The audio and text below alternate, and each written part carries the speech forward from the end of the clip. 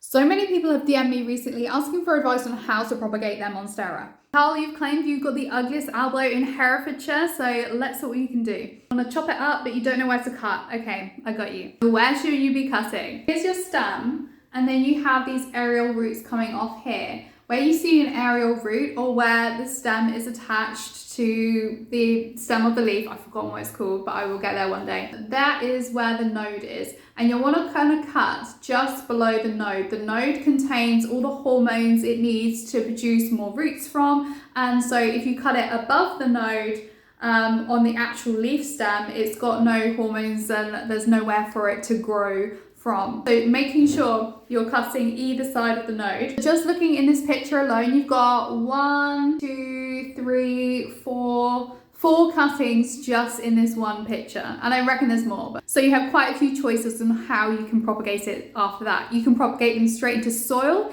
if they've got aerial roots, or you can propagate them hydroponically in water. This is actually my own elbow that was propagated from a cutting, and if you're doing it straight into soil, I would recommend sealing off the ends with either like a hot wax or even putting some cinnamon on them. Cinnamon has some antibacterial and antifungal properties. I'd really recommend you keep the cut stem above the soil because they rot really easy. When it comes to water prop, displaying them like this is nice, but you would just need to put them in some nice clean tap water in a jar. Don't use rainwater because it has bacteria and other pathogens that can really damage your cuttings. As it's a Monstera, it should root like crazy in the water, so you shouldn't have to worry about that. The only difficulty after that is transferring it into soil if that's what you want to do. Some people just keep them hydroponic, or they put them in semi-hydro substrates, a bit like pond.